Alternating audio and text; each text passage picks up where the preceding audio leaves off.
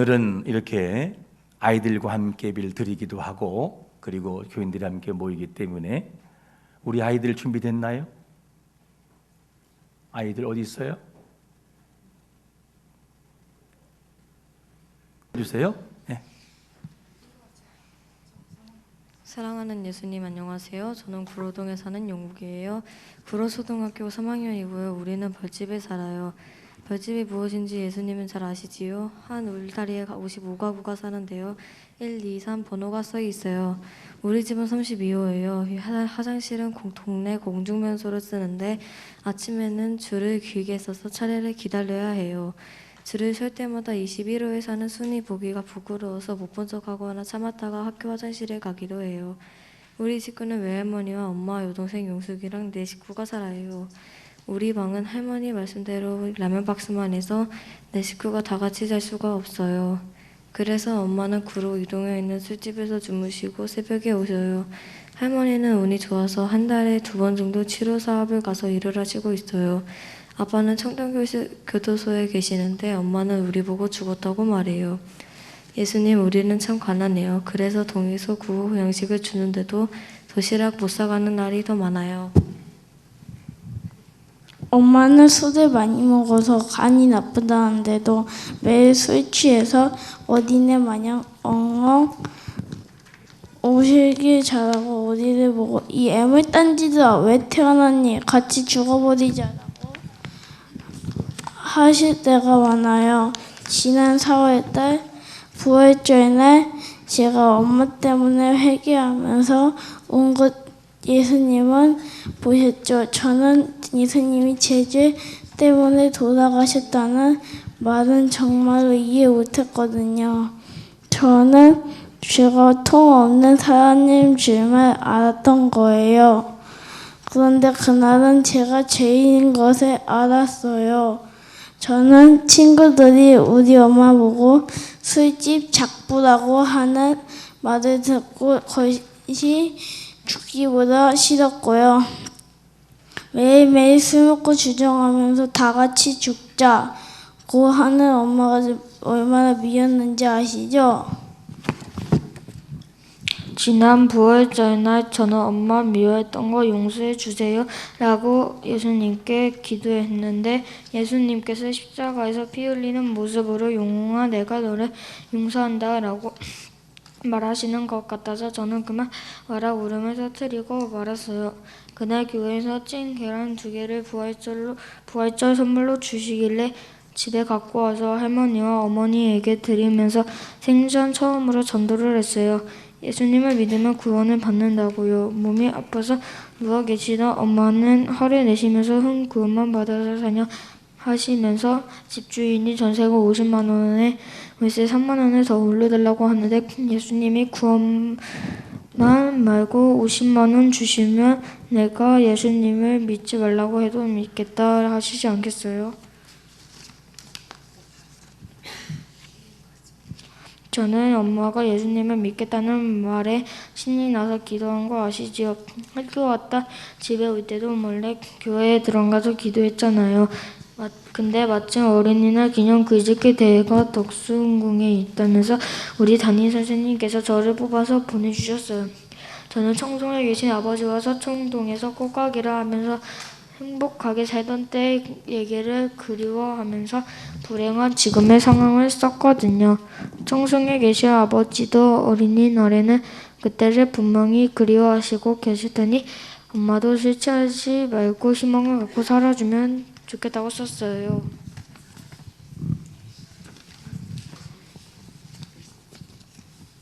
예수님, 그날 제가 1등상을 타고 얼마나 기뻐했는지 아시지요?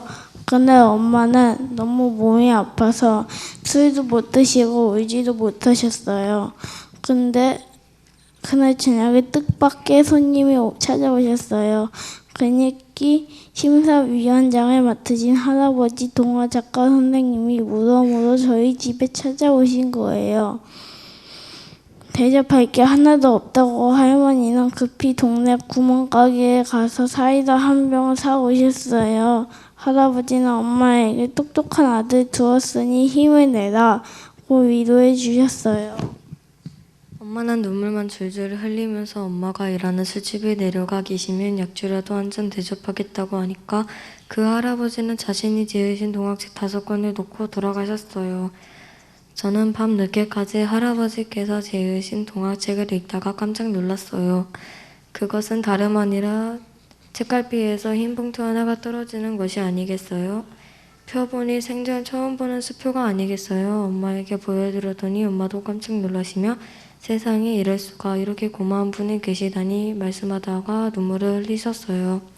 저는 마음속으로 할아버지께서 오셨지만 사실은 예수님께서 주신 거예요 라고 말하는데 엄마도 그런 내 마음을 아셨는지 용우가 예수님이 구원만 주신 것이 아니라 50만 원도 주시구나 라고 말면서 말씀하시는 거예요.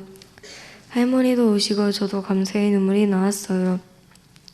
동생 용숙이도 괜히 따라 울면서 오빠 그럼 우리 안 쫓겨나고 여기서 계속 사는 거야? 라고 말했어요. 너무도 신기한 일이 주일날 또 벌어졌어요. 엄마가 주일날 교회에 가겠다고 화장을 얇게 하시는 것이었어요. 예배에 가신 엄마가 얼마나 우셨는지 두 눈이 솔방울만 해져 가지고 집에 오셨더라고요. 나는 엄마가 우셨길래 또 같이 죽자고 하면 어떻게 하나 겁을 먹고 있는데 용우가 그 할아버지한테 빨리 편지 써 엄마가 죽지 않고 열심히 벌어서 주신 돈을 꼭 갚아드린다고 말이야 라고 하는 것 아니겠어요. 저는 엄마가 저렇게 변하신 것이 참으로 신기하고 감사했어요. 고마우신 예수님, 참 좋으신 예수님 감사합니다.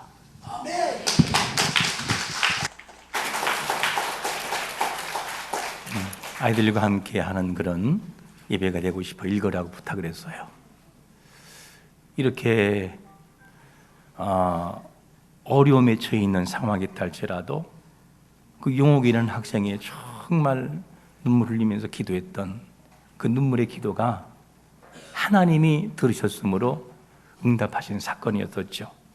하나님은 우리의 간절한 기도를 들어주신 분인 것을 믿으시기를 축원합니다. 반드시 들어 응답하셔요. 그게 누구이든지 어떤 상황이 있든지. 그래서 우리가 어떤 사람이기에 이렇게 기도를 들어주시는 것일까? 오늘 본문에도 데살로니가 성도를 부르는 이름을 보면 왜 하나님이 응답하는지를 알 수 있는 장면이 나와요. 데살로니가 형제들을 향해서 뭐라고 부르냐면 첫 번째로 이렇게 불러요. 주께서 뭐 하시는? 사랑하는 형제들아. 이런 표현을 써요. 데살로니가 형제들을 향해서 사랑하는 형제들아 이렇게 불러요. 사랑하는 형제들아. 왜 이런 말씀을 할까? 데살로니가 형제들은 그리고 교인들은 마음이 굉장히 혼란스러웠어요. 왜냐하면 당시에 예수님이 재림하실 것이다라고 하는 그 말이 잘못 와전돼서 금방 이곳에 온다. 그러다 보니 삶을 포기하는 사람도 있었고 모든 것을 포기하고 인생을 막장으로 살아가는 사람들이 있었어요. 그래서 이거를 그 잘못된 것을 잡아주기 위해서 이 바울이 성도들을 향해서 사랑하는 형제들아 그러면서 바른 종말론에 관해서 잡아주는 내용이 나오고 있습니다. 그래서 이들을 흔들리지 말아라. 주님이 지금 당장 이곳에 오는 것이 아니라 반드시 오지만 지금 당장은 아니다. 그러면서 예수님이 오시는 과정에서 이러이러한 사건이 있을 것이다. 그 얘기를 해주는 장면이 나와요. 그래서 이들을 위로할 때 뭐라고 하느냐? 성도를 부를 때 주께서 사랑하시는 형제들아 이렇게 표현돼요. 그러면 그냥 형제라고 부를 수 있잖아요. 성도님 이렇게 부를 수 있잖아요. 근데 앞에 주님이 정말 사랑하는 성도 여러분 이렇게 표현되고 있어요. 사랑한다. 왜 이렇게 표현될까? 위의 말씀을 원문으로 지역해 보면 이런 뜻이에요. 주로 말미암아 사랑받고 있는 형제들아. 주로 말미암아 사랑받고 있는 형제들아. 이 표현이 원문의 뜻입니다.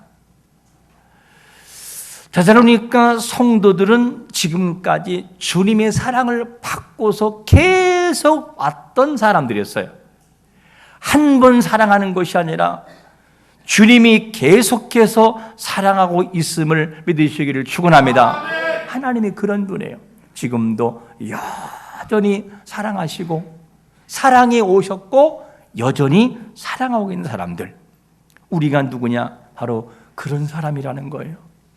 우리는 우리 자신들을 바라볼 때 하나님이 나를 정말 사랑하실까라고 질문할 수 있지만 하나님은 우리를 처음부터 사랑하셨고 지금도 사랑하고 앞으로도 사랑하실 거예요. 주님은 우리의 도덕과 윤리와 관계없이, 우리의 잘함과 잘못함과 관계없이 여전히 그분은 우리를 사랑하고 있었다는 거예요. 여러분, 하나님이 우리를 향한 그 사랑은 단 한 번도 포기하지 않고 여전히 사랑하고 있음을 믿으시기를 축원합니다. 그게 하나님의 깊으신 사랑이라고 말하고 있어요. 바울은 데살로니가 교인들을 향해서 너희들 감사해라, 감사해라. 왜 감사하느냐? 이유를 처음부터 택함의 원리가 적용된 사람들이기 때문에 감사해야 한다는 거예요. 이 얘기를 하고 있어요. 주께서 사랑하시는 자들은 택함의 은혜까지 겸하여 주시는 것을 믿으시기를 축원합니다. 그게 하나님의 사랑이죠. 그래서 데살로니가 성도들은 어떤 사람들이냐? 이방인들의 이방인이라는 것이 뭐냐면 유대 사회에서 이방인은 구원을 받지 못한다 할 정도의 내놓은 사람들이 이방인들이에요.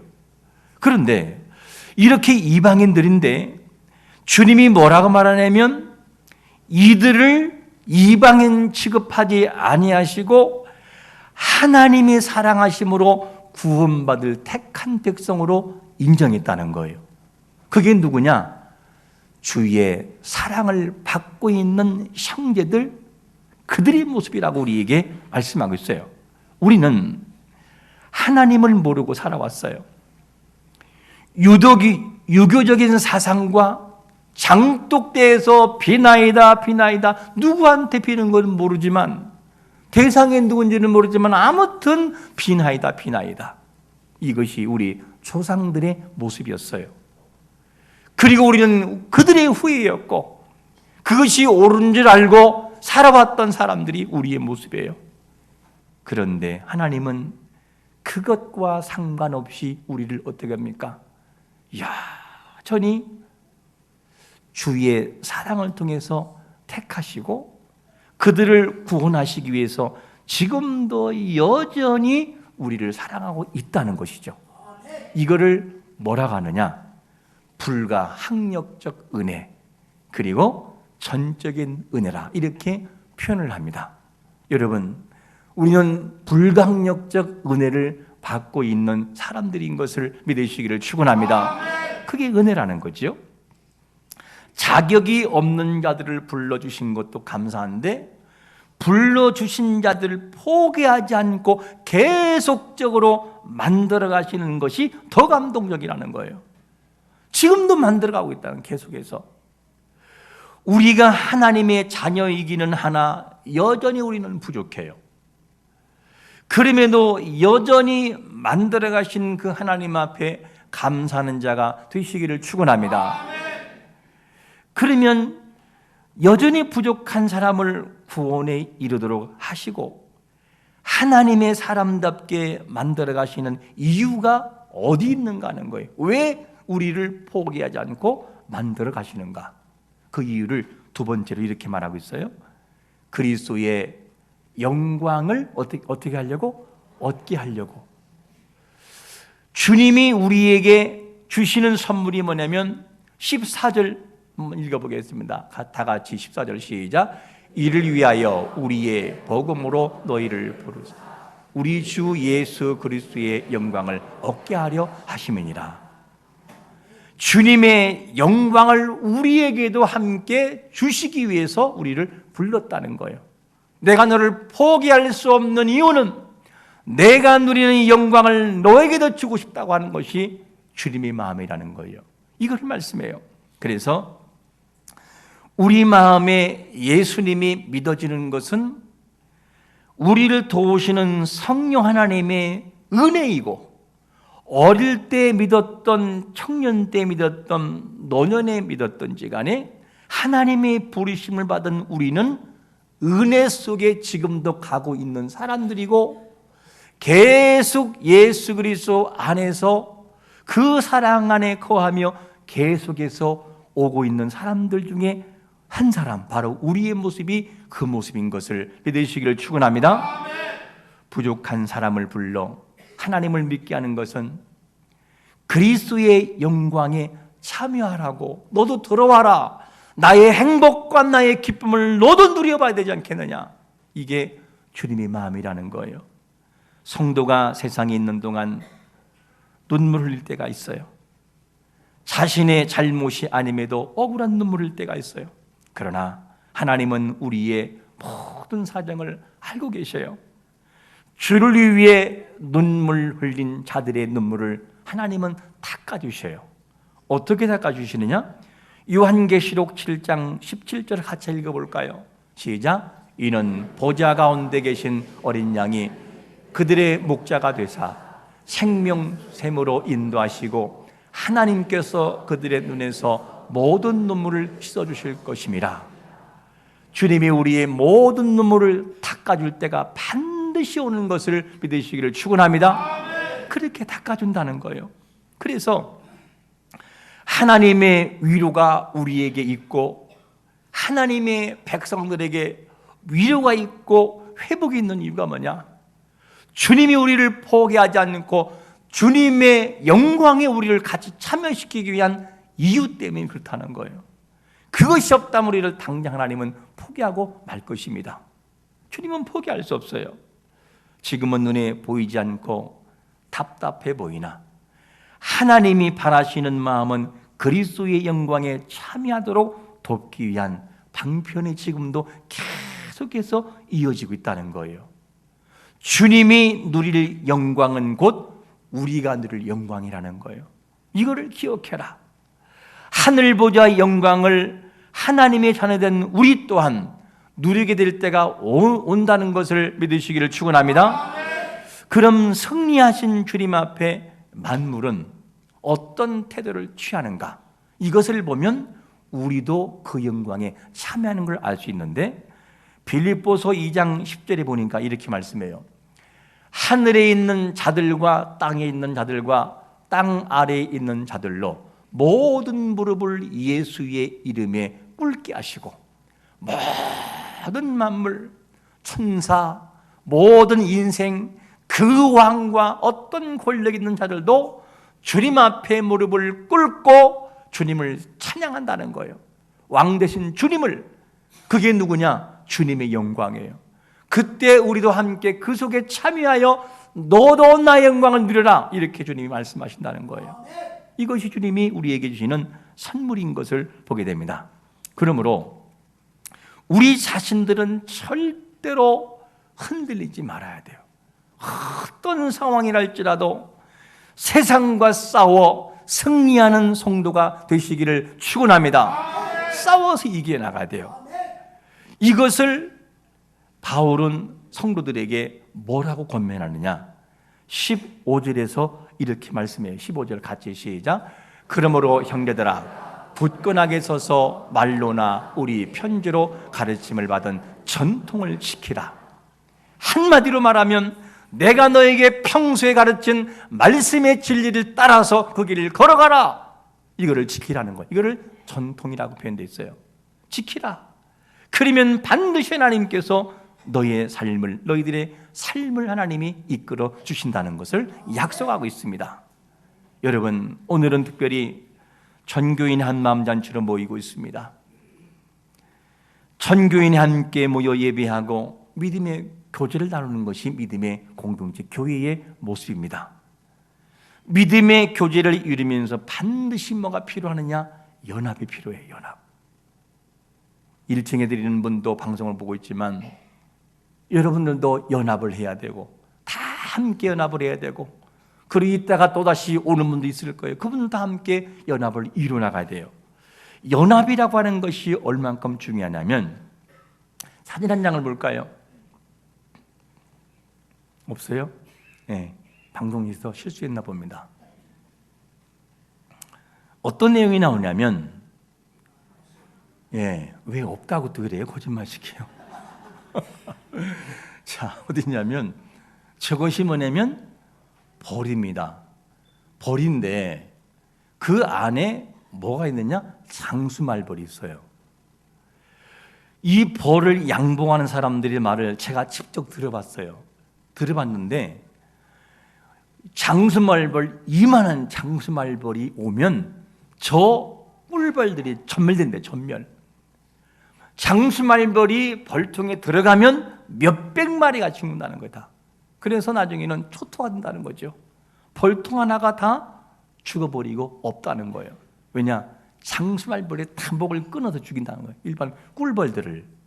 그래서 어떤 벌통은 전멸돼서 없어지는데 자세히 보니까 어떤 벌통은 살아남더라는 거예요.